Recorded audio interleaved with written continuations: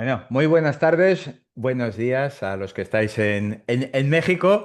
Y bueno, empezamos puntuales. Gracias a todos por vuestra puntualidad, lo primero que es importante. Y bienvenidos a esta jornada de gestión empresarial. A ver, me gustaría voy a intentar daros mi punto de vista de la gestión. Pero sí me gustaría que hubiera participación. Veo que también conozco aquí algunas personas que están también desde España. Entonces tenemos aquí una mezcla entre México y España interesante para sumar juntos. Entonces, si os parece, como es importante la puntualidad, arrancamos y los que vayan incorporándose, empezamos ahora en breve con ellos. Dejadme que me tengo que poner las gafas para ver dónde estamos, aquí, para poner también el chat, por si alguno comenta alguna cosita en el chat, aparte de que podamos comentar. Bueno, pues arrancamos.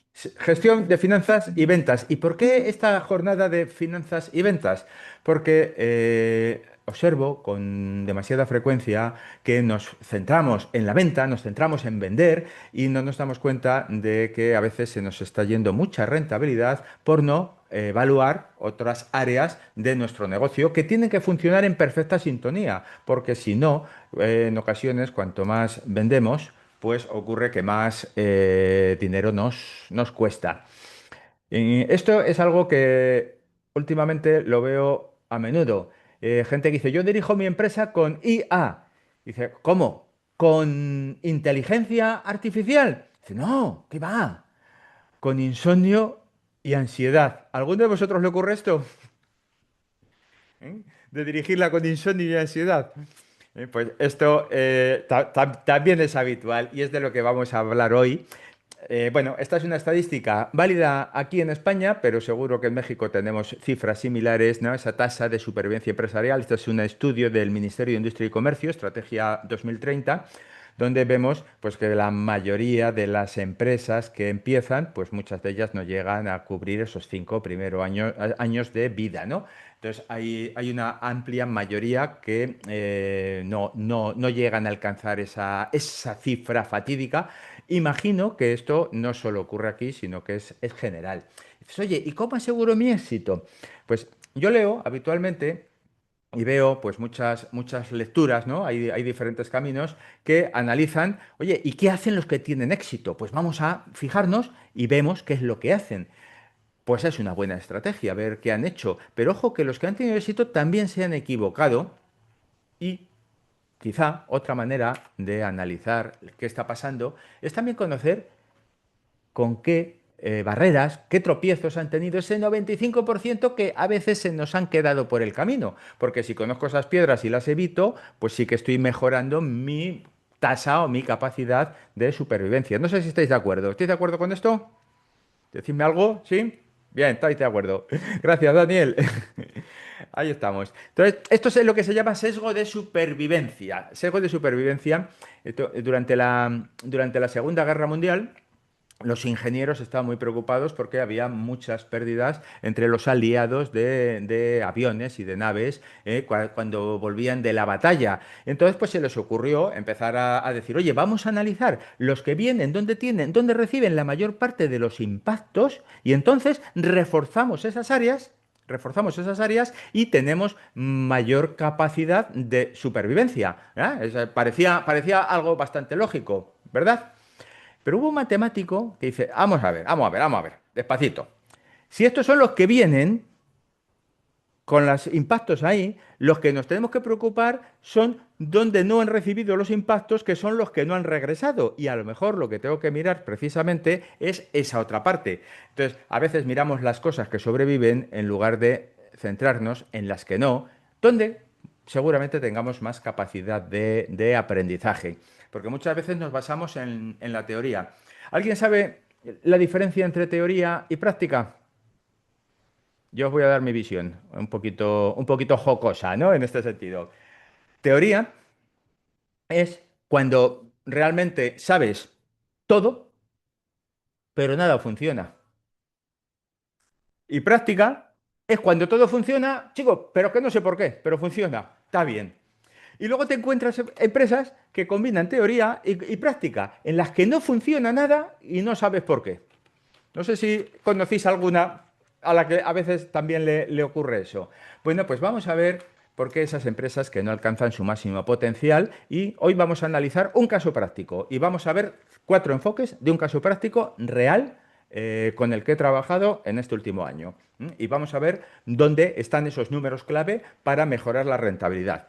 Normalmente suele haber una falta de enfoque en números clave, suele haber decisiones de precios basadas más en intuición que en estrategia, políticas de cobros que en ocasiones ahogan la liquidez y a veces demasiado trabajo operativo del dueño y poca actividad relacional. A veces estamos tan metidos en nuestro día a día que se nos olvida levantar la cabeza y mirar qué está pasando alrededor. Y ahí está esa zona estratégica. En una empresa está la técnica, la táctica y la estrategia. La técnica es hacer las cosas bien, lo que sabemos hacer muy bien. La técnica. La táctica es cómo lo hacemos y de qué manera organizo mis recursos. Y la estrategia es cómo consigo que las cosas sean relevantes y funcionen durante mucho tiempo. Normalmente la mayoría estamos muy centrados en la técnica, a veces un poquito en la táctica, que es mirar a una semana vista, pero la estrategia, que es mirar a un año o a dos o a 3 años vista, se nos olvida porque nos come el día a día. Entonces, ese trabajo operativo del dueño es complicado. Y luego hay un tema que suele ser habitual. En España, aquí tengo algunas personas de España y algunos les conozco y sé que sí es, y seguramente en México ocurra lo mismo. La contabilidad, ostras, qué duros son los números, qué difícil lo que me cuesta. Y al final, cuando yo pregunto, ¿cómo lleva la contabilidad? Hombre, pues a ver, reviso las ventas, miro el dinero que hay en el banco, reviso los pagos que hay que hacer y luego pues el resto ya la gestoría o la asesoría se encarga de presentar los impuestos y todo lo demás. Eso aquí en España viene a ser algo así como, hay un dicho, dice, las gallinas que entran por las que salen. ¿Vale? Y este suele ser el modo más habitual de llevar una gestión y un control contable en muchas de las empresas. ¿Estáis de acuerdo con esto? Levantadme la manilla, por lo menos que os vea, ¿sí? Vale, gracias, Damián. Gracias, Paola. Vale, pues ahí estamos. Entonces vamos a analizar tres factores críticos y enseguida voy a empezar con ejemplos, ¿vale? Lo primero que tengo que conocer es mi ciclo de caja operativo. No se trata de vender, sino cuánto tardo en convertir mi producto en dinero. Es decir, cuánto dinero me hace falta para financiar mi ciclo de ventas. Es un dato fundamental, porque si no lo conozco, puedo tener tensiones de liquidez serias y eso me puede ahogar. Y decir, estoy vendiendo, estoy teniendo éxito, pero puedo morir de éxito y quedarme sin dinero. Y si me quedo sin dinero, empiezo a tener un problema. Cantidad de efectivo. Oye, pues efectivamente, ¿cuánto necesito para financiar cada euro en ventas? Vender cuesta dinero hasta que cobras. ¿Cuánto necesito? Y evidentemente, si gano o pierdo, ¿cuánto dinero me deja cada euro de ventas? Porque a veces nos enfocamos en vender, pero ¿me deja dinero de verdad todas estas ventas? Las causas más habituales del fracaso, yo aparte de haber analizado muchos riesgos, yo llevo dirigiendo empresas desde el año 84, para los que no me conocéis. He analizado muchas empresas porque he sido director territorial en una entidad financiera, en un banco, y he analizado, siempre he llevado empresas y he analizado muchos riesgos. He sido empresario arruinado también con la crisis del 2008 y ahí pues me pasé al lado oscuro y luego fui auxiliar de la administración concursal, con lo cual vi todos los concursos o muchos concursos de acreedores y al final las causas del fracaso de muchas empresas no era que no vendieran o no era que no tuvieran rentabilidad, sino que lo que no tenían era liquidez, dinerito. Y si la liquidez no funciona, que es la que de alguna manera hace que todo esté bien lubricado, es el aceite que hace mover todo, pues viene por esa falta de planificación. Hoy vamos a hablar de esa falta de planificación y cómo hacerlo, sobre todo para que veamos la empresa como un todo, como un organismo vivo, en el que si uno de los sistemas falla, falla todo. siempre acostumbramos a centrarnos en las ventas. Y efectivamente, las ventas es el sistema locomotor de la empresa, ¿vale? Es el que da movimiento y el que sirve de sostén, a todos los órganos, sin duda. Pero primero, necesita funcionar con el comité de dirección, que sería el equivalente al sistema nervioso. Es el que le dota, pues, de coordinación, de crecimiento y de desarrollo. Y en ocasiones, pues olvidamos que tenemos que ordenar la empresa, ese aparato digestivo, operaciones y sistemas, es decir, esos proyectos, esas tareas, descomponerlas en parte para absorber la carga de trabajo de cada uno de los miembros de una manera ordenada. Se nos olvida a veces el desarrollo de nuestro equipo, de las personas, que sería ese sistema endocrino, que es el que regula el sistema endocrino, el estado de ánimo, el crecimiento, el desarrollo y el metabolismo, y por supuesto la reproducción. Y hay dos que son clave. Planificación y finanzas. Para mí, planificación y finanzas, que es de estos dos últimos, de los que vamos un poco a desarrollar hoy, es el sistema respiratorio, el que lleva el oxígeno a la sangre. Planificar es presupuestar, planificar es realizar un seguimiento de la productividad, de la rentabilidad, de la eficiencia operativa. A mí me gusta el buceo. Imagínate quedarte sin aire a 30 a 40 metros de profundidad. El, el trago es serio. Y incluso, aun subiendo, dice, pues subo muy deprisa, pero posiblemente acabes en una cámara hiperbárica con unas consecuencias bastante graves, ¿no? Entonces, el sistema respiratorio, esa planificación financiera es importante para poder vender. Y, por supuesto, la tesorería, que sería nuestro sistema circulatorio, que es el que bombea los recursos por toda la organización y consigue, pues, que todas las áreas del cuerpo, pues funcionen, ¿no? Y entonces yo veo la empresa siempre como un organismo vivo. Es decir, si falla el sistema circulatorio, ¿qué nos ocurre? Que nos infartamos. ¿Por qué? Porque no llega, esos recursos financieros a todas las partes del cuerpo. Con lo cual, vamos a analizar primero márgenes y precios. Y a partir de aquí empezamos con ejemplos reales, ¿eh? Pero este es un tema que a mí me gusta siempre recordar. Aquí hay alguna persona del sector afín a la construcción. Me imagino que en México también ocurre. Y es cuando calculamos los costes, los márgenes sobre coste. Y este, para empezar, suele ser a veces un error de bulto importante. Oye, pues yo compro a 10.000, le aplico un 60%, y vendo a 16.000. Ponedle los números que vosotros queráis en vuestro negocio, en vuestra empresa, como consideréis.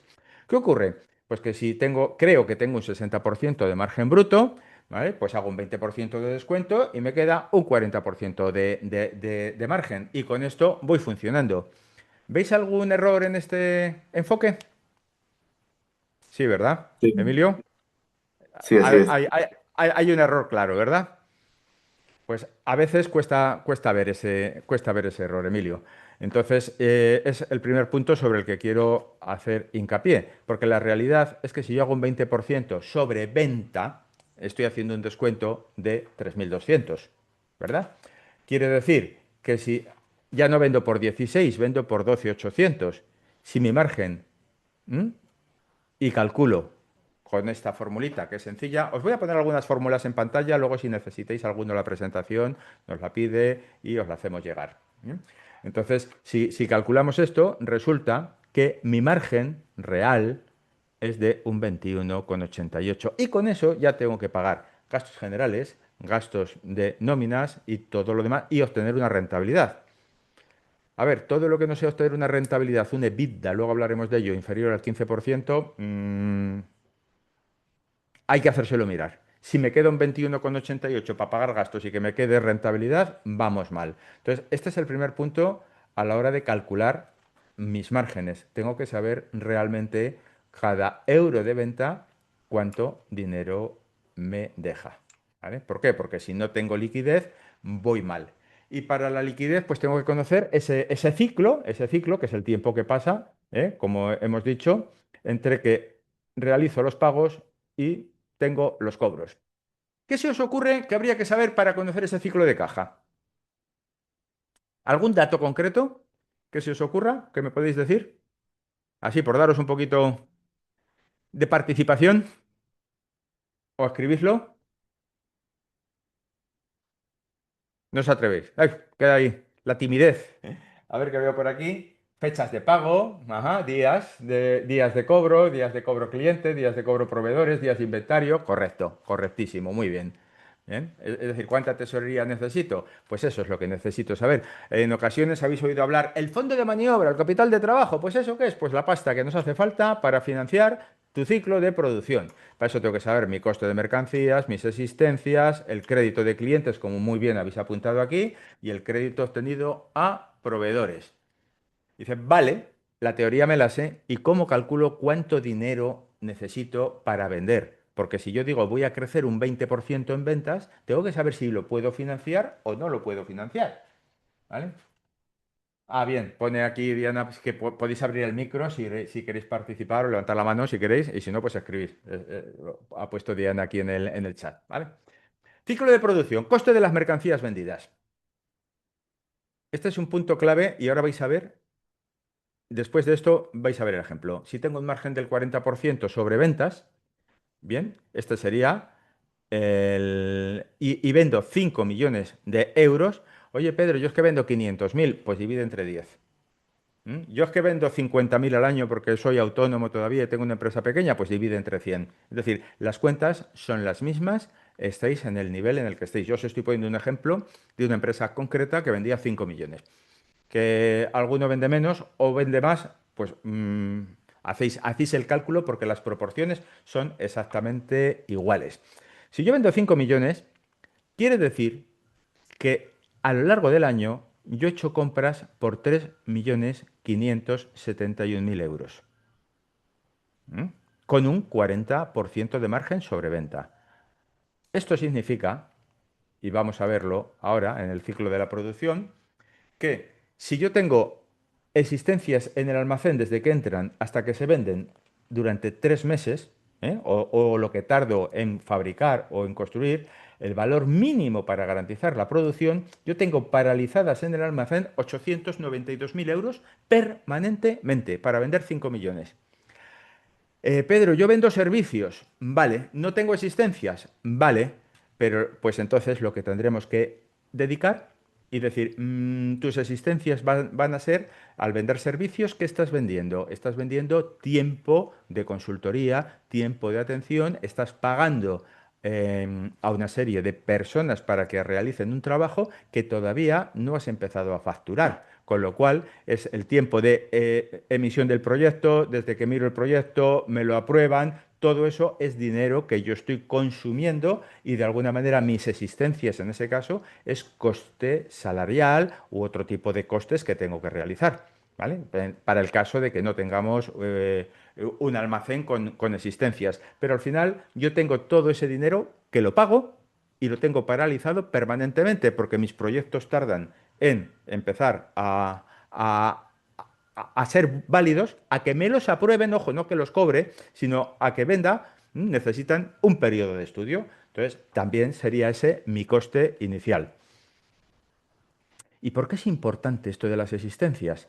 Pues aquí ya viene el primer ejemplo. En esta empresa, en esta empresa tenían unas existencias con una facturación, como digo, de 5 millones, 4.997.000 euros exactamente. Tenían unas existencias por valor de 2.400.000 euros. Bueno, pues esto, ojo, el margen bruto era bastante atractivo. Además, un 63,54% de margen bruto. Atractivo. Ciclo de producción, desde que entraban, solo 45 días, mes y medio, ni siquiera 3 meses. Mes y medio y era el tiempo que tardaban en vender las existencias. Pero aún así, con 45 días, fijaos que tenían existencias para más de un año. Dice, pues mejor, ¿no? Más vale que sobre que no que falte. Así no me quedo sin nada, que era un poco la teoría. Pues que haya, venga, vamos bien. Bueno, pues esto nos daba un EBITDA de 173.000 euros, un 3,34%. ¿Todos sabéis lo que es el EBITDA? ¿O hacemos una pequeña explicación? ¿Alguien sabe, alguien necesita una explicación de qué es el EBITDA? ¿Lo tenéis todos claro? A ver qué veo por aquí. Sí. Ganancias, sí. Es beneficio, efectivamente, antes de impuestos, antes de intereses y antes de amortizaciones. ¿Por qué? Porque la amortización es un gasto que no requiere salida de tesorería. Los intereses es un gasto que es como tú financias tu ciclo de actividad. Pero Perdón, la Pedro, actividad. ¿puedes repetir? ¿Puedes repetir qué significa? Yo no sé. Sí, venga, a ver. EBITDA es el beneficio de la empresa, es decir, tú coges el beneficio final de la empresa y le sumas. ¿Eh? Por supuesto, los impuestos, porque ese es un mal que todos tenemos. Pero la empresa ha dado un beneficio antes de impuestos. Le sumas los intereses que hayas pagado. ¿Por qué? Porque los intereses es como tú has financiado la producción, pero el negocio es rentable de por sí. Luego tú o utilizas préstamo o utilizas tu dinero, pero no tiene nada que ver el EBITDA, es decir, la actividad, el beneficio de tu actividad con cómo lo financias. Si tú lo financias y asumes un coste por tener préstamos, pues ya está, pues lo asumes. Pero es un beneficio anterior. Y las amortizaciones, ¿qué son las amortizaciones? Es la depreciación de lo que tú has comprado. Imagínate, pues tienes equipos informáticos, tienes vehículos, tienes mesas, sillas, cosas que has comprado que cada X tiempo, 10, 15 años, 5 según el ciclo, los equipos informáticos a lo mejor cada 5, los vehículos cada 10, tienes que renovarlos. Entonces tú cuando los compras no es un gasto, es un inmovilizado. Bien, entonces vas constatando, vas contabilizando la amortización, que es la pérdida de valor que tienen cada año para cuando los tengas que sustituir. Entonces, contabilizas un gasto, pero no hay salida de dinero, de efectivo. ¿Me he explicado bien? Sí, yo lo estoy comparando con el balance general de la empresa. Perfecto. Casi, casi. Vale. Ok. Pues el EBITDA. Pues estos señores tenían un EBITDA del 3,34%. Insisto en lo que decía al inicio. El que tenga un EBITDA menor del 15, tenemos que remangarnos y hay que hacérselo ver.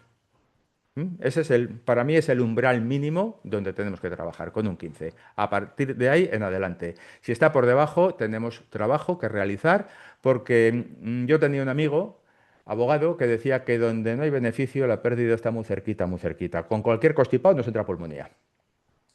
Y con un 3,34% de EBITDA que teníamos aquí, pues las cosas estaban regular. Y evidentemente, ¿esto qué suponía? Pues que todas esas existencias también hay que financiarlas, porque súmale a esas existencias, financia, como bien habéis dicho, a tus clientes. Entonces, tenía una deuda con bancos de 2,5 millones de euros.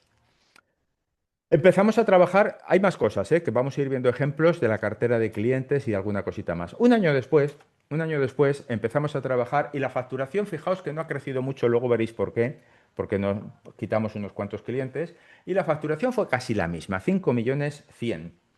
Y las existencias, con mucho esfuerzo, las bajamos a unos 600. Siguen siendo demasiadas existencias, ¿eh? Pero bueno, ya se redujeron.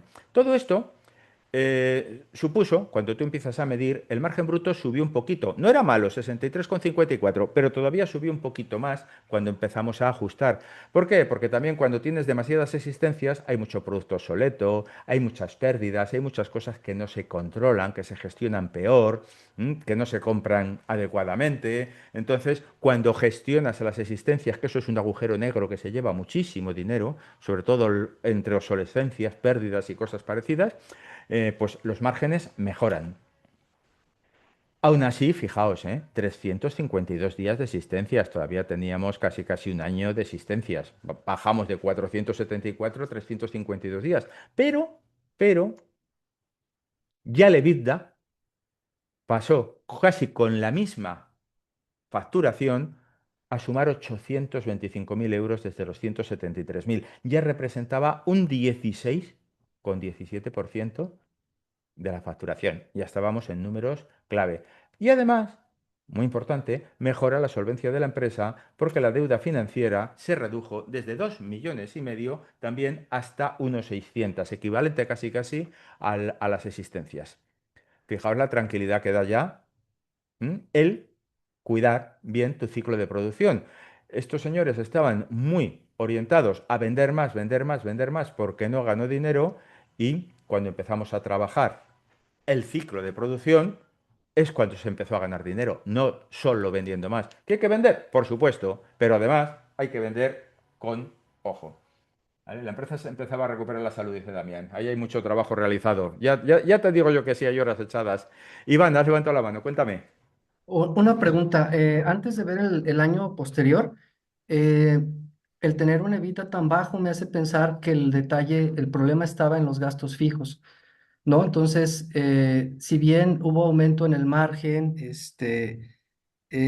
yo quiero pensar que donde más esfuerzo hubo fue en la administración de mejorar todos los gastos fijos, ¿no? Porque no se me ocurre, viendo estos números, Ujú. forma en la que realmente se haya logrado, aparte Con- de mejorar margen, ¿no? a ver, la producción mejoró, los gastos fijos no cambiaron, Iván, no cambiaron los gastos fijos, lo que sí mejoró es la productividad.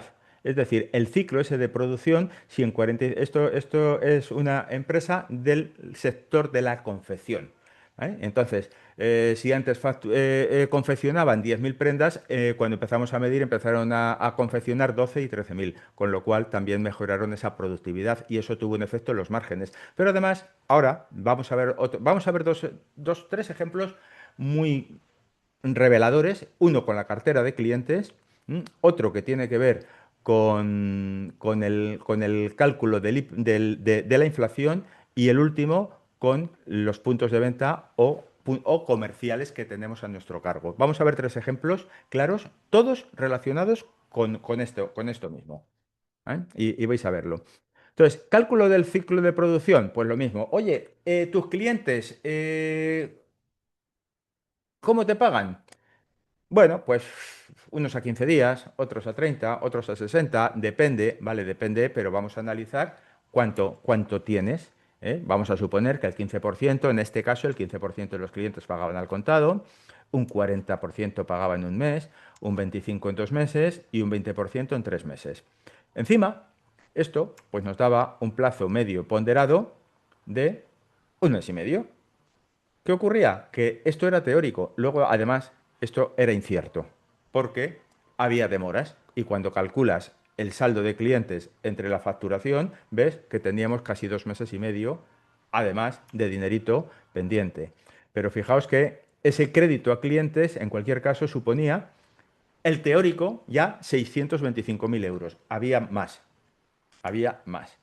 Em, Como los proveedores son buena gente, les daban un poquito de plazo, y les daban un mesecito para pagar. Y esto es dinero, financiación gratuita que tenían. Como comprabas 3 millones, tenías el margen que tenías, hemos visto antes que comprabas al año 3.500.000, pues tenías 297.000 de crédito gratuito de tus proveedores.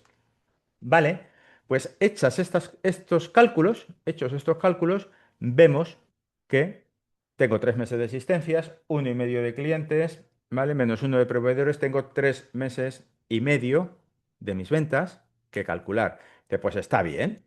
¿Lo vemos en pasta? Pues esto, en dinerito, si hacemos los cálculos, suponía, sumamos uno, otro y restamos lo que nos dan los proveedores, y quiere decir que yo tengo que tener con estos números un 25% de mi venta anual paralizado. Lo tengo entre existencias y clientes. Paralizado un 25% de mi venta anual. Quiere decir, ¿quién financia eso? ¿Por qué luego me meto, a veces no tengo dinero, estoy vendiendo y cuanto más vendo, menos dinero tengo? ¿Qué me ocurre? Porque, ojo, aquí estamos hablando, además, de dinerito neto de la empresa. Pero suma a esto que en México también tendréis IVA y a lo mejor tú no has cobrado a tus clientes. Sumaré, aquí en España es el 21%, llega el IVA y además tengo que ingresar un 21% adicional de mis clientes que todavía no he cobrado y además lo tengo que ingresar, con lo cual ese 25% sumaré los posibles impuestos que tengo que pagar por ventas que todavía no he cobrado, que sumarían a ese 25%. Y todo ese dinero es el que hace que las empresas, en ocasiones, por no hacer estos cálculos básicos, tengan apuros económicos a pesar de decir, oye, tengo una buena rentabilidad. eh, estoy vendiendo más o menos bien. Y sin embargo, no vivo con IA, ¿no? Con insomnio y ansiedad. ¿Mm? Pues esta es parte de la reflexión. Entonces, lo primero es tener ese sistema respiratorio, esa planificación financiera bien realizada. Porque si además digo yo, voy a vender más porque necesito más dinero, en ocasiones tengo éxito encima con tan mala suerte de que me hago una soga un poquito más apretada porque todo eso que estoy vendiendo más está haciendo que mis necesidades aumenten. Y tengo que ir corriendo a pedir dinero, empiezo a aplazar algún pago y es cuando empiezo a tener dificultades. ¿Esto que os cuento os suena o es ciencia ficción? ¿Mm? Vamos a ver ahora lo que decía Iván. Y aquí hay un tema esencial. Analizo la cartera de clientes de esta empresa y vemos, a mí, algunos ya me conocéis, a mí me gusta clasificar los clientes en A, B, C y D. Adorables, buenos, conflictivos y descarriados. Entonces, una vez que hago esta clasificación de clientes, pues vemos que tenemos aquí entre A y B un 14% de mis clientes que están haciendo el 82% de mis ventas. Oye, pues qué bien. Y además, pues mira, con un ticket medio de 116.000 y una rentabilidad interesante. Creo que he visto, no sé si de Daniel, una mano alzada hace un momento. No, ¿está bien todo, Daniel? Vale. Si alguna se me escapa, me decís, ¿vale? Entonces, aquí estoy.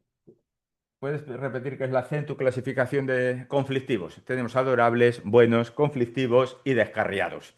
A ver, es una manera de llamarlos jocosamente, pero sí que es verdad que para mí los A son los mejores clientes, los que más margen dejan, no a los que más vendo, los que más margen dejan, los que además me recomiendan y son capaces, bueno, pues de verme como un socio estratégico. Y no como un proveedor al que apretar las tuercas, sino como un socio estratégico que les ayuda a ser más rentables. Los B pagan bien, pagan a tiempo, compran un poquito menos, los márgenes son un poquito más ajustados y venga. Los C, pues son ese cliente ocasional, que de vez en cuando se queja, que alguna vez, bueno, pues se demora un poquito, que va comprando poco. Y los D son los que están tocando las narices todo el día. ¿M? Que todos se quejan, que la competencia siempre es más barata, que no sé qué, y son los que me están quitando energía para atender bien y ganar de los A y de los B, que son los rentables. Fijaos que tengo aquí el 67% de mi cartera de clientes, en este caso me está haciendo un 6% de mis ventas con unos tickets muy pequeños, medios, y una rentabilidad de toda la cartera, pues poco relevante, ¿verdad? Esto más o menos se cumple en la mayoría de las empresas. Los A y B se suele cumplir Pareto, ese 80-20, en este caso es 14-82, pero bueno, más o menos se suele cumplir. Pues fijaos, tema interesante al hilo de lo que decía Iván en cuanto a los gastos, ¿no? No solo por la estructura del almacén. Me centro en los A y los B primero. Y cuando me centro en los A y los B, me lo llevo a porcentaje de beneficio.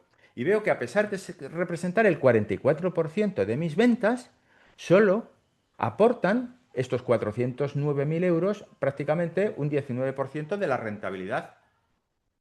Y que los B me están aportando un 25% de la rentabilidad. Y dice, pues aquí hay que estudiar.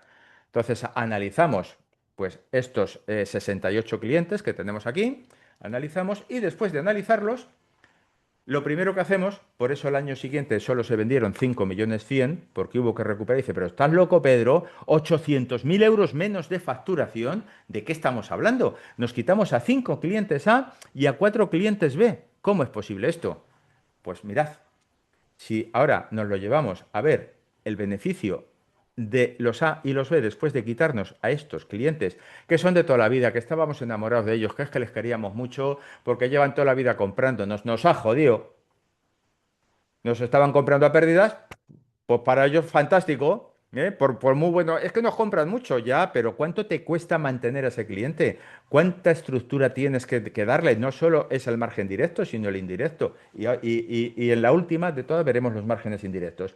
¿Qué ocurre? Que paso de ganar 1.181.000 a ganar 1.308.000, vendiendo 800.000 euros menos, gano 127.000 euros más. Que a veces nos enamoramos de los clientes y evidentemente ya la rentabilidad que me empiezan a aportar esa cartera de clientes cambia sustancialmente. Entonces, un tema fundamental, analicemos nuestra cartera de clientes, dividámosla en estos A, B, C y D. Hemos visto ciclo de caja, ciclo de producción, cuánta pasta necesito. Segundo, rentabilidad de mi cartera de clientes. ¿Vale? Y vamos a seguir viendo. Esto siempre para mí es un mantra. Las ventas esclavizan, los beneficios realizan y la tesorería tranquiliza. A veces estamos, no, es que vendo 1 millón o vendo 5 millones, ya, pero ¿cuánto ganas? ¿100.000? Pues no me sirve. No, vendo 500.000 y gano 150.000. Tú sí me sirves. ¿Vale? Entonces, no hablemos tanto de ventas, sino qué rentabilidad y luego, una vez que tengo la rentabilidad, si realmente tengo tesorería. Porque yo en mis años en los que trabajé en el sector financiero, en banca, he vivido algún concurso de acreedores de empresas que trabajaban para la administración pública. La administración pública les pagaba a un año o año y pico. Claro, en ese año o año y pico ellos se tenían que financiar con crédito bancario. ¿Qué quiere decir? Que tenían ventas, que tenían beneficios teóricos, pero pagaban su IVA, pagaban su impuesto a sociedades, pagaban a sus proveedores, pagaban a sus trabajadores y tesorería no tenían. Como se les empezaron a demorar algunos pagos y ya ¿m? murieron solicos, los pobrecitos, teniendo una empresa rentable. ¿Quién luego? La propia administración, pero ellos también se dejaron. Entonces, cuidado, cuidado con la tesorería, que a veces las ventas son las que nos llevan diciendo vendo, vendo, vendo, pero cuidado, porque no coincide. Y ojo, que tampoco coincide la tesorería con los beneficios. Muchos a veces nos dicen, a ver, he mirado la gestoría y he ganado 300.000 euros. ¿Y dónde están? ¿Dónde están? O he presentado los impuestos a Hacienda que gano 300.000 que tengo que pagar de impuestos a sociedades, pero ¿dónde está lo que yo he ganado? Que no lo tengo, que no sé dónde está. Pues es que muchas veces la tesorería son cobros y pagos, ¿eh? Y los resultados son ingresos y costes y no siempre coinciden, porque la tesorería puede estar haciendo pagos que no tienen que ver ni con ventas ni con gastos. Pueden corresponder a devoluciones de préstamo, que no es un ingreso ni un coste. Pueden corresponder a una subvención y es un ingreso, o sea, es un cobro, pero no lo contabilizo de entrada. Bueno, sí, al final se contabiliza como ingreso en el caso de la subvención, pero tengo muchos cobros y pagos que no corresponden con eso. Los IVAs, los impuestos, todas estas cosas. Estamos en los dos últimos ya. ¿Vale? No me voy a hacer muy extenso, pero vamos a ver un tema vital, que es el de la inflación, que parece algo tonto. Lo vamos a hacer con números y atentos a este tema, porque a veces dices, bueno, a ver, la inflación ha subido un 3, un 4, un 5%, depende de las zonas, hay zonas donde puede subir un 10, un 15, un 20. Bueno, pues asumo la subida y no la traslado a mis clientes y así soy competitivo, ¿verdad? Esto es una reflexión que en ocasiones todos nos hemos planteado alguna vez, ¿es así? ¿Sí? Bien, alguna vez nos lo hemos planteado, ¿verdad? Bueno, pues vamos a hacer números. Ojo, en verano de 2022 aquí en España la inflación superó el 10% interanual, ¿eh? Cuidadito, y ha habido momentos en la historia donde ha sido muy alta. Un ejemplo, una empresa que vende 5 millones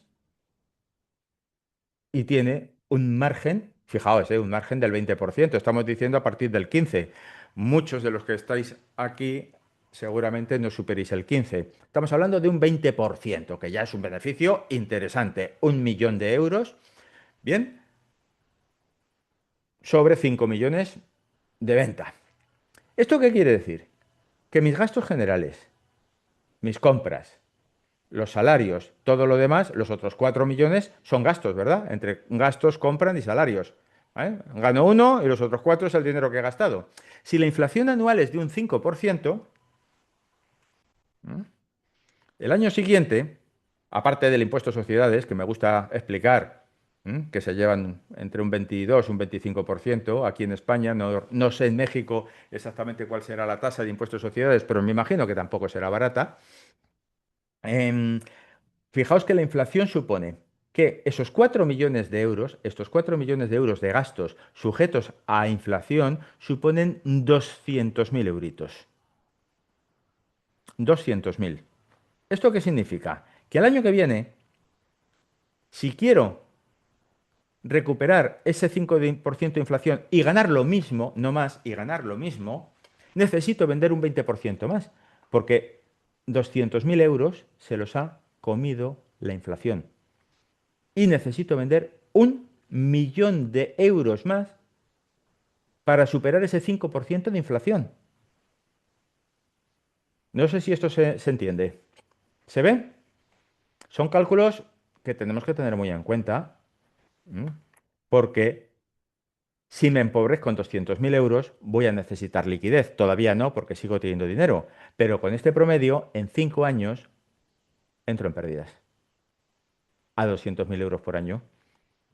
Como consecuencia de esa inflación, de ese impuesto que viene oculto, que parece que, bueno, pues la inflación, convivimos con ella, pero cuidado si esa inflación nos afecta a nuestros costes y no tiene una repercusión adecuada, porque no nos cuesta sobre el total de los gastos que tenemos. Es decir, vendo 5 millones sobre 4 millones, el 5% solo son 200.000 euros.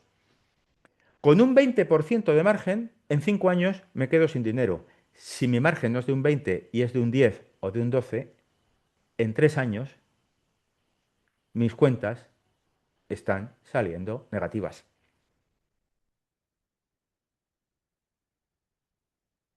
¿Cómo veis la importancia de estos temas financieros? ¿Sí?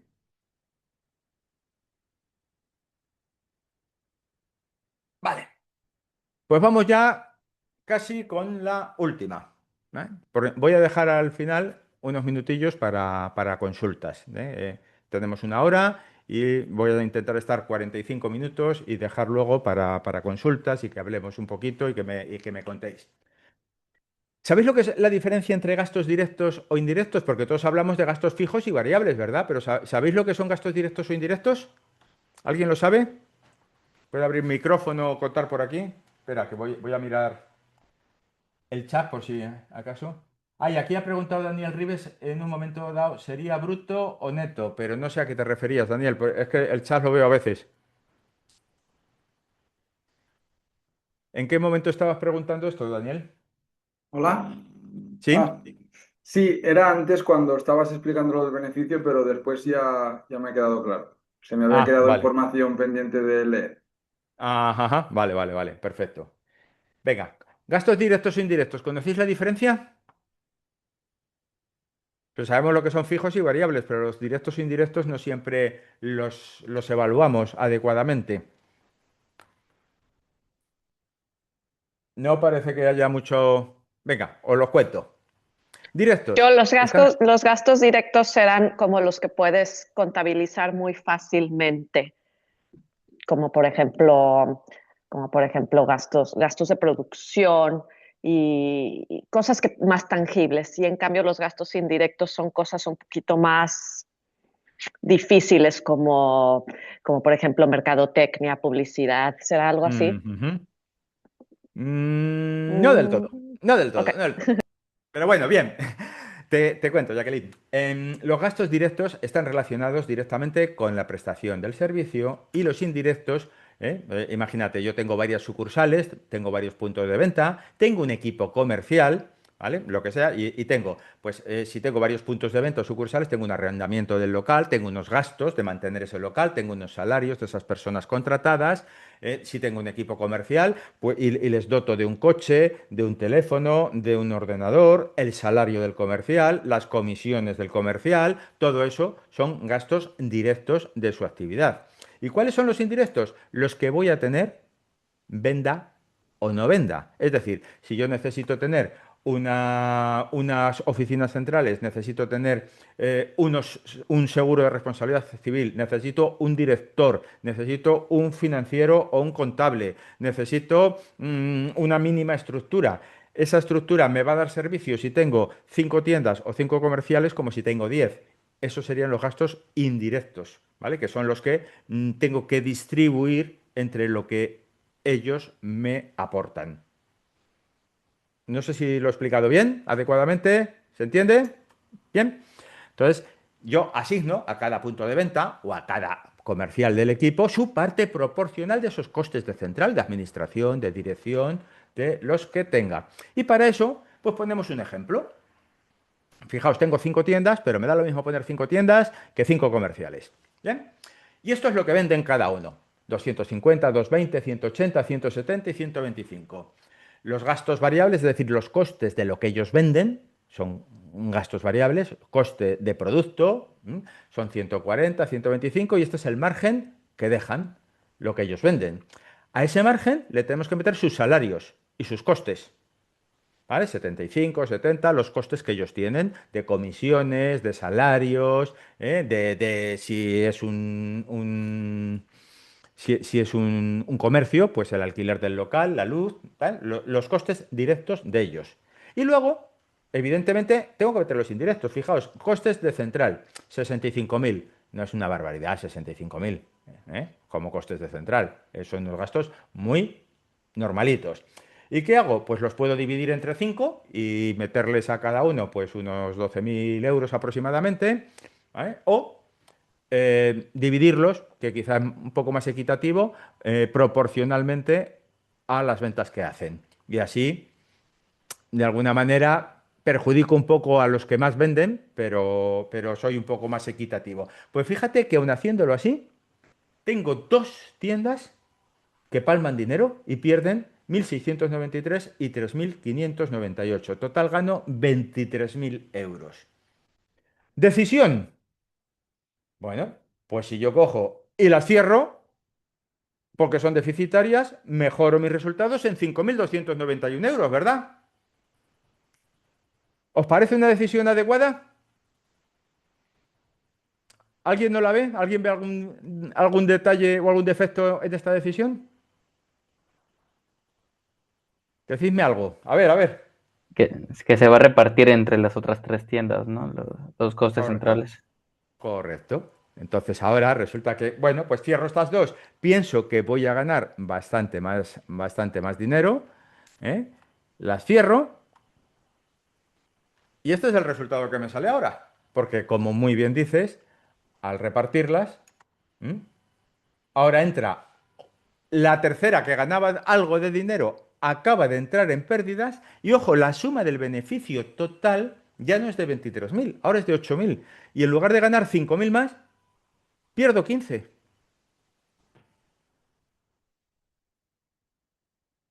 ¿Cómo lo veis esto? ¿Os sorprende? Fijaos lo que ocurre si en vez de cerrar esas tiendas, abro una tercera. Y abro una tercera. ¿Eh? Tan mala como la peor que tenía. ¿Eh? Y duplico los números de la peor de todas. Y dices, y ahora tengo 3 tiendas en pérdida en vez de 2. ¿Qué está pasando? Pero si hacemos la suma del resultado global, ahora divido esos 65.000 euros entre la parte proporcional de lo que venden cada una y resulta que mi beneficio ha aumentado en 5.000 y ahora gano 28.000 a pesar de tener una tercera tienda en pérdidas. ¿Por qué? Porque la tienda de por sí me está aportando un margen positivo y el problema lo tengo a la hora de distribuir los costes indirectos de central. Pero aún así, cuantas más tiendas habrá, menos peso tendrán los costes de central y más capacidad tendré de hacerlas rentables en lugar de cerrarlas. ¿Cómo veis esta parte?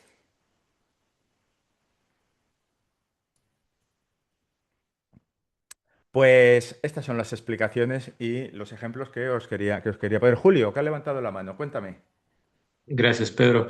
Ahí me quedó la duda de si la solución sería abrir más tiendas o si sería mejor bajar los costos, ¿no? Indirectos de la central. A ver, yo creo que con 65.000 euros, Julio, de costos de central, en principio no parecen una barbaridad. Son bastante justitos porque en cuanto con una mínima estructura, 65.000 euros se van. Fíjate que he puesto unos costes muy aquilatados precisamente por eso, para ver que realmente la central no está sobredimensionada. Si está sobredimensionada, sí, pero en ocasiones, bueno, pues yo quería, evidentemente, un plan de acción comercial para entender por qué estas tiendas están muy por debajo de estas otras que están en 220, 250, porque estas están tan abajo y entender cómo las puedo ayudar a vender más.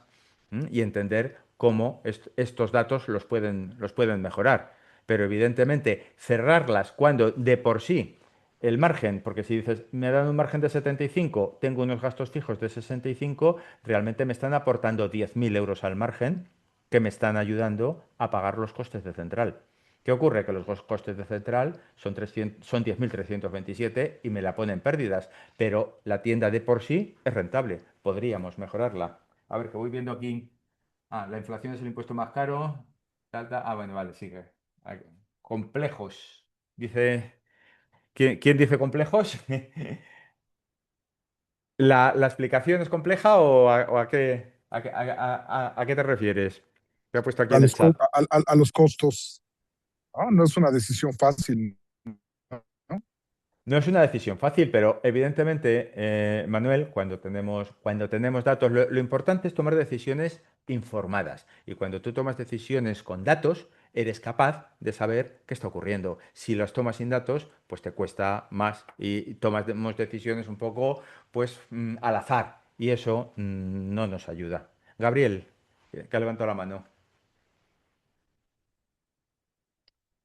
Estás mutado, Gabriel, tienes que habilitar el Ya, micro ahora.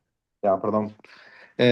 Yo estoy pensando, ¿no es una idea tal vez dividir los costes centrales, ponerle más esos costes centrales a las tiendas que mejor, que mayor volumen de ventas tienen, Así jugar están con el hechos, porcentaje?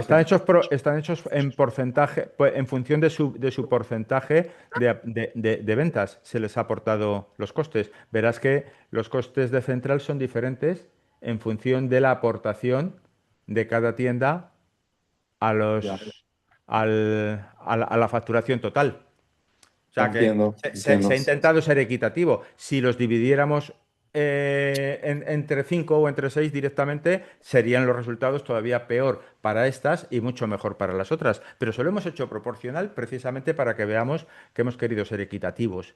Y aún así, el decir a veces, pues estas dan pérdida, las cerramos, que eso lo he visto en varias cadenas de tienda o con algunos vendedores que dicen, hombre, pues vamos a ayudarle a que venda más, pero no te lo cargues, que igual haces un agujero en las cuentas resultado de la empresa. ¿Eh? Y Iván, una sí, cosita perdona, más. sigue, sigue, sí. Una cosita más. Es, no, es posible que el hecho de tener más tiendas. Se te ha ido el micro, Gabriel. Ya, A ver, ahora, ahora. Sí, perdón. nos hemos quedado en. Es posible que el hecho de tener más tiendas y te has quedado ahí. El hecho que haya más tiendas, que decidamos tener más tiendas abiertas, que abramos más tiendas para poder dividir esos costos centrales, no significa también que la carga financiera, digamos, necesitamos más capital, necesitamos más personal y también necesitaremos más días para que el ciclo de que el efectivo regrese tarde más. Hace falta evaluar la inversión. Aquí estamos viendo números sencillos, ¿vale? Luego hay que darle un punto más. Aquí en una hora no da tiempo a analizar toda la profundidad de las necesidades financieras, evidentemente, pero sí que es cierto que hay que ver que la decisión, el foco está en que la decisión de cerrar no es la más importante, ¿vale? Sino la de analizar qué está pasando. Ahora te veo Terra Invest, pero estaba antes Iván. Eh, Iván, sí, gracias. Mira, ahorita que platicaste ese caso, a mí me hizo recordar mucho una técnica que nos enseñaban en la universidad, que se llama análisis marginal, que prácticamente implica que cuando ya de alguna manera tus costos, en este caso los centrales, están cubiertos, todo lo que sume se debe aceptar. Por ejemplo, eso es, y aquí ya se puede tener diluido un proyecto nuevo, en este caso una sucursal nueva que te entrega beneficio, deberías aceptarlo. eso Hace es, unos años nos pasó, yo estaba negociando una tarifa, era una tarifa que perdía por debajo del costo directo y cuando platicamos con la empresa le hicimos entender que ni siquiera le estábamos cargando los gastos fijos. Entonces cuando demostramos eso, dijo, no, sí te la acepto con utilidad sobre el gasto variable. Y después mis compañeros me preguntaban, pero ¿por qué si sigues dando pérdidas? Que sabes que todo esto ya está costeado para que los gastos fijos se paguen con los demás viajes, ya, esos ya están efectivamente, cubiertos, ¿no? Entonces, ese análisis marginal es bien importante entenderlo para tomar este tipo de decisiones y consolidar, porque cuando consolidas, identificas el beneficio total y es eso cuando es, se puede aprobar, ¿no? eso es. Como, como pone Terra Investment, no sé el nombre, cuéntanos. Pon el micro.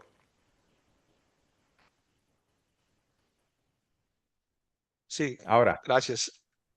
Muy atinado lo que dice Iván, y yo esto también le consideraría analizar, sacar el punto del equilibrio, simple y sencillamente, independientemente del resultado total, que es bueno, antes de ujú, tomar decisiones de cerrar, primero es para valorar qué tan factible es que se dé el ingreso por ventas, analizar el punto del equilibrio. Yo creo que eso es correcto.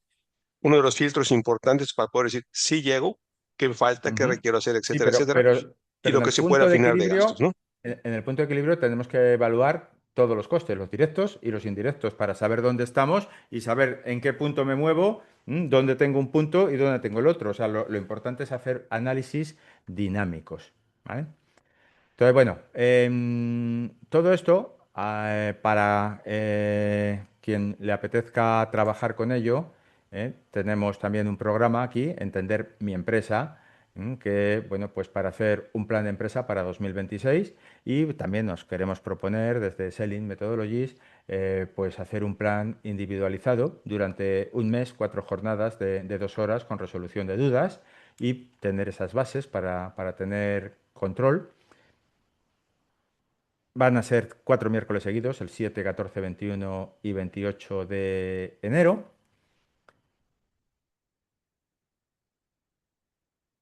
El precio, cuando uno hace algo de esto individual, es más alto. Evidentemente, como lo vamos a hacer grupal, serán $350 en este caso. Y cuando hacemos la reserva, ahora veremos, ¿qué vamos a tener? Vamos a tener un cuaderno de gestión financiera, paso a paso para entender los números, hojas de cálculo para revisar para un presupuesto económico, para márgenes, una calculadora de punto de equilibrio, una hoja de cálculo, todo ya preparado para hacer vuestro presupuesto de ventas y previsiones de tesorería, un cuadro de mando gerencial y una guía de gestión efectiva con los indicadores clave.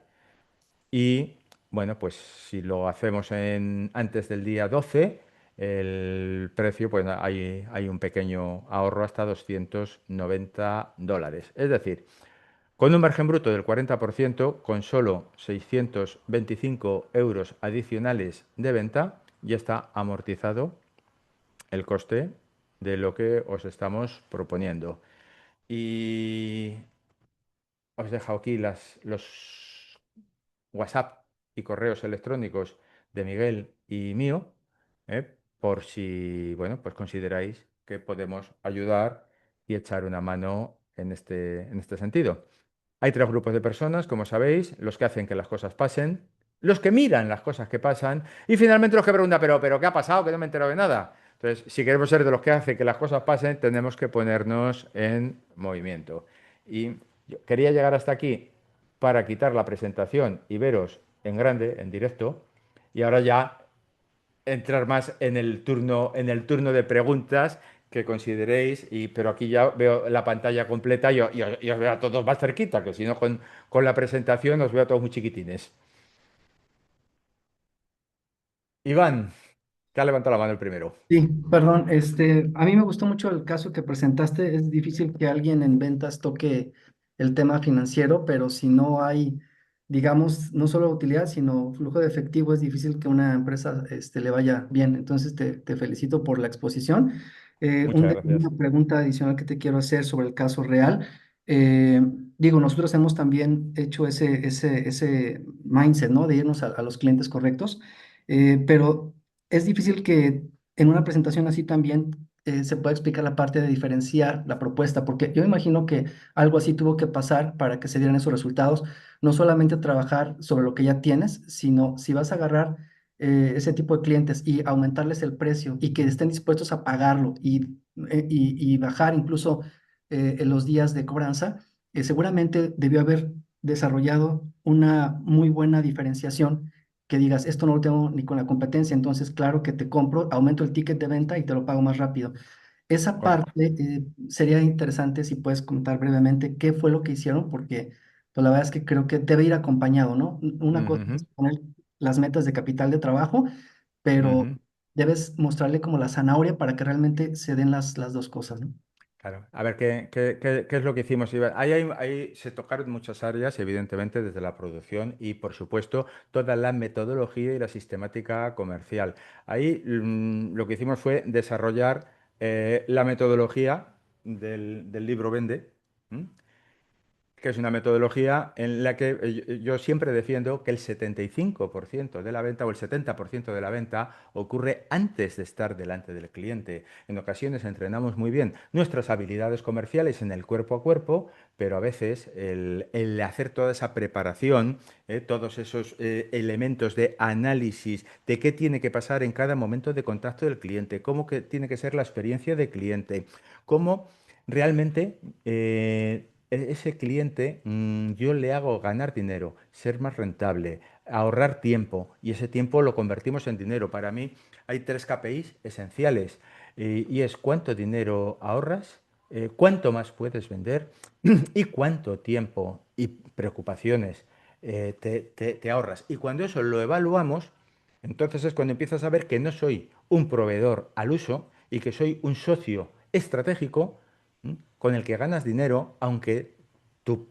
precio de entrada pueda parecer más alto, el valor es superior y el retorno. Entonces, ¿qué hicimos? Pues analizar toda la sistemática comercial, toda la estrategia y, y además evaluar por perfiles. Es decir, dentro de una empresa, yo por ejemplo tengo tres discursos comerciales. Yo voy a vender sistemática comercial a una empresa.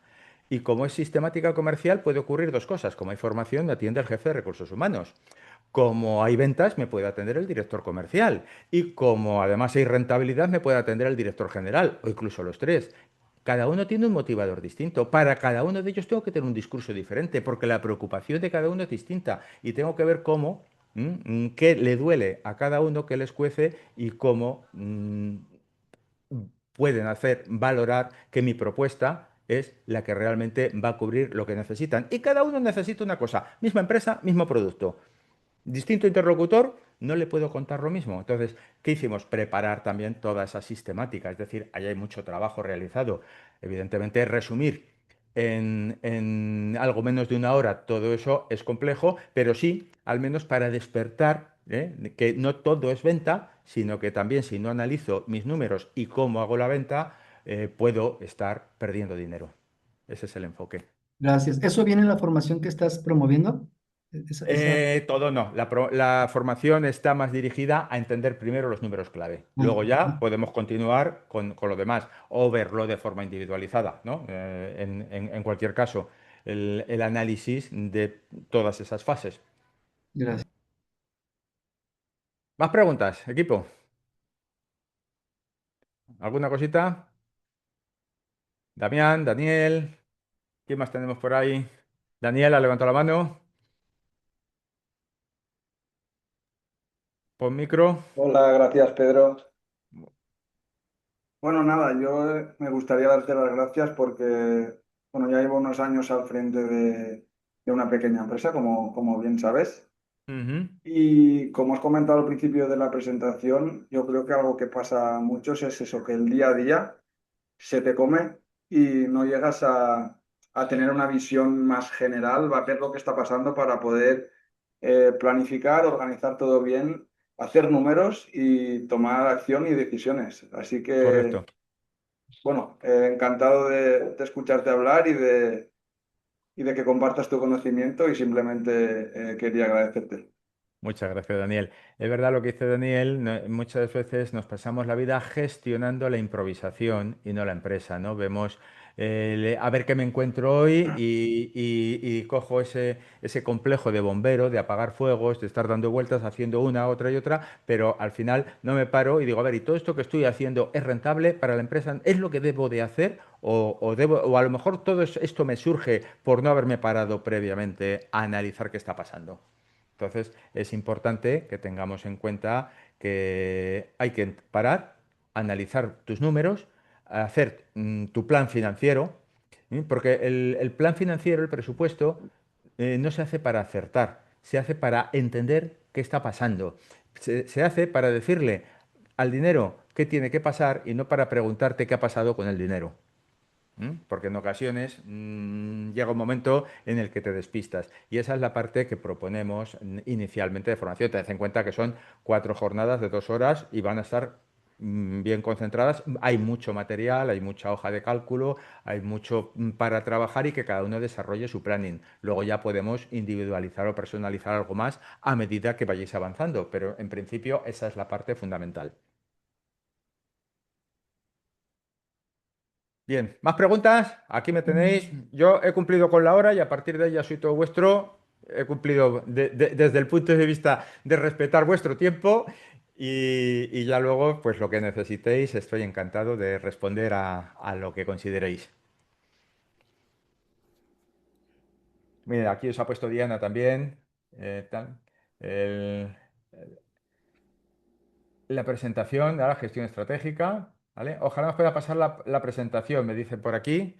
Sí, lo hacemos. Horario va a ser de 12 a 2 hora Ciudad de México, de 7 a 9 horario España. Los miércoles 7, 14, 21 y 28 de enero, para terminar el mes de enero con un plan estratégico claro de finanzas, de entender tus números, de tener herramientas para hacer un presupuesto, una planificación de tesorería, haber calculado tus márgenes y tenerlo. Por eso se hace grupal. ¿Por qué? Porque evidentemente economía de escala. Sale más económico que hacerlo individual cuando se distribuye entre varios, ¿no? Entonces, por eso se hace de una manera grupal y se os va a ir aportando un poco el enfoque y todas esas herramientas que vais a tener, además con una guía donde va a decir, a ver, este número qué significa y por qué. ¿Y qué tengo que tener en cuenta? ¿Es bueno o es malo? ¿Y por qué es bueno o es malo? ¿Y dónde tengo que tocar para mejorarlo? Y entonces esa guía os va a dar mucha visión a la hora de tener estrategia. ¿Vale? Mira, aquí ha puesto Diana también la información en el teléfono. ¿Mm? Lo ha puesto aquí. De todas maneras, ahora lo enviarás al chat, ¿verdad, Diana? Sí, lo vamos a estar enviando al chat en un ratito más. Ujú, perfecto, pues ahí lo A ver si vemos. alguien más tenga algo más que comentar o que preguntar.